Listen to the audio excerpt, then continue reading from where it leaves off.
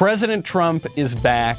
He is demonstrating in his words and in public opinion polls that the GOP is still the Trump party, and CNN is ecstatically furious. This CPAC with Donald Trump closing it out is a liar-palooza. It's a liar-palooza. Zing. Yeah, take that, Trump. Yeah, you're a big meanie. Yeah, it's a liar fest. This was the best day that Jim Acosta has had in months. Jim Acosta has gone to his bed every single night since Trump conceded the election, and he's written, "Dear Diary, it's another sad day here in the Acosta household. I miss him. I have nothing to talk about. No one wants to put me on television anymore. No one gives me headlines because my man is gone." Well, Trump is back, and the media are furious. So Trump's CPAC speech was generally more measured than some people said it would be. And some people said he was going to announce a new political party. Some people said he was going to declare himself the nominee for 2024. Some people said he was going to do all this. It was actually much more measured. He reined himself in a little bit, but he still talked about the important issues, starting, most importantly, with election integrity. Another one of the most urgent issues facing the Republican Party is that of ensuring fair, honest, and secure elections. Such a disgrace. We must pass comprehensive election reforms, and we must do it now. The Democrats use the China virus as an excuse to change all of the election rules without the approval of their state legislatures, making it therefore illegal. It had a massive impact on the election.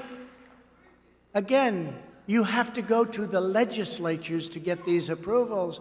This alone would have easily changed the outcome of the election at levels that you wouldn't have even believed. Now, people are going to be very upset. Trump, he's pushing a lie about the election. Show me the lie. Where's the lie? The Democratic election officials exploited the China virus to upend the election systems in the weeks and months before the election, often without the approval of state legislatures, in some cases in direct violation of the state constitutions. So show me the lie. I don't see a lie there.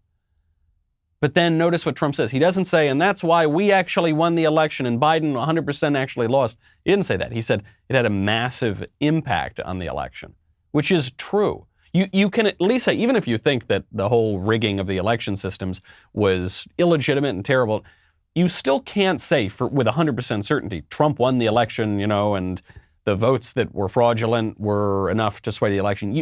No one actually can say that. People might have a hunch, they might have an intuition, but you can't. But you certainly can say that these election rules were upended in the days and months right before the election, and this did have an impact on the election. Of course you can say that. So Trump holds himself there. To me, what this means is Trump does not want to go out with a, huge bang. He doesn't want to go out, with fireworks. He wants to remain in the game, and he's willing to play in a certain sense by the rules so that he can have a big influence in 2022 and who knows, maybe 2024. Trump also, we'll get to 2024 in a second, in terms of 2022, he named names. He went after the squishy Republicans who he feels are not standing up for what the Republican base wants. He didn't back off that. This is another reason. He's not just playing nice and trying to have a nice legacy here. He is calling out the people that he wants to boot out of office as soon as he can. Now more than ever is the time for tough, strong, and energetic Republican leaders who have spines of steel. We need strong leadership. Top establishment Republicans in Washington should be spending their energy in opposing Biden, Pelosi, Schumer, and the Democrats. I've said to some of them, I said, during the Obama years and now during Biden, if you spent the same energy on attacking them, you'd actually be successful, as you do on attacking me in many cases. The Democrats don't have grandstanders like Mitt Romney, Little Ben Sass, Richard Burr, Bill Cassidy, Susan Collins, Lisa Murkowski, Pat Toomey, David Valadao, and of course the warmonger, a person that loves seeing our troops fighting, Liz Cheney. How about that? The good news is in her state, she's been censured, and in her state, her poll numbers have dropped faster than any human being I've ever seen. This is Donald Trump's party. I say that not just as someone who likes Trump. When I say this is Donald Trump's party, I'm sort of pleased that I can say that. But even people who hate Trump's guts, even Romney and Liz Cheney and all the rest of them, have to admit this is Trump's party. Mitt Romney did admit it the other day. He said, I, Mitt Romney, represent a very small sliver of the Republican Party. Donald Trump would win the nomination in a landslide if he ran.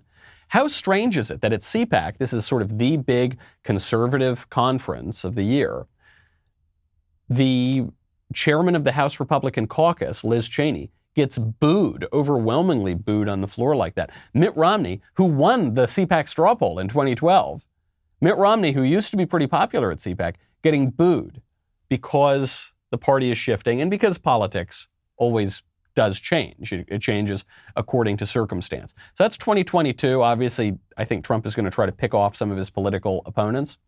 But what about 2024? If Trump's got the party behind him, if Trump's got the conservative base behind him, if Trump's picking off his opponents, is he going to run in 2024? Well, he doesn't say no. But who knows? Who knows? I may even decide to beat them for a third time, okay? Beat them for a third time.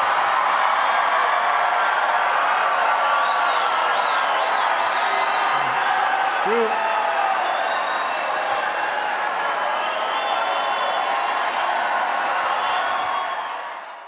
That is a long, long, long round of applause and standing ovation. And Trump does it in the most Trumpian way with such a showman's flourish. He goes, and look, I may even, you're kind of leaning in, look, I might even decide to beat him for a third time. Boom, and then the crowd opens up. And when he says beat him for a third time, he's obviously suggesting, this is the most I think Trump in his speech went to say, that election, a lot of irregularities there.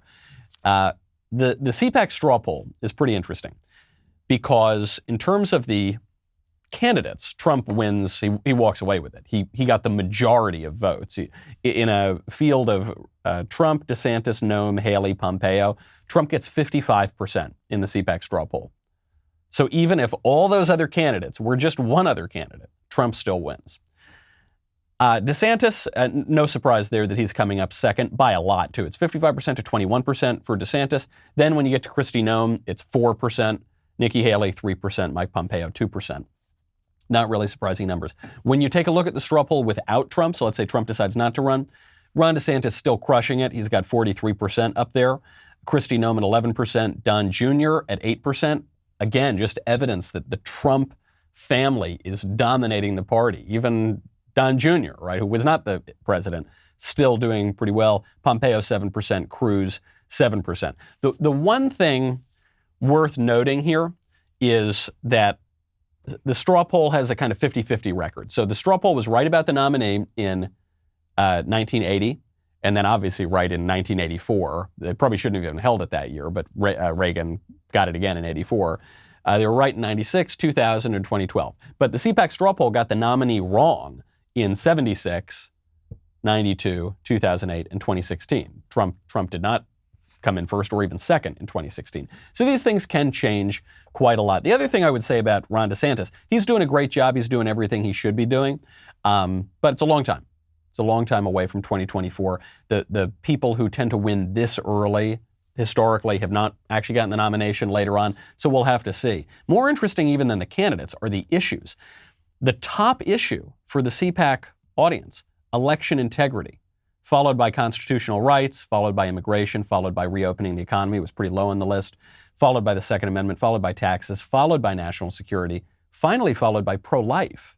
Pretty interesting. I don't think it's because the CPAC crowd is pro-abortion now. I suspect it's just because they feel that we're at a stalemate, and no matter how many judges we get, we still keep losing. The issue here is the corruption. They feel we keep winning these political battles, but we keep losing on these issues. So that's actually my read of why pro-life is so down low. It's people are very demoralized. And I think it's why election integrity is so high, because they do not have faith in this system. They don't really have the sort of faith in the institutions that we once had. You've got to root out the corruption before you can solve these sorts of problems. I hope you enjoyed that clip from The Michael Knowles Show. To check out the full episode, hit the link in the description or download The Michael Knowles Show wherever you listen to podcasts.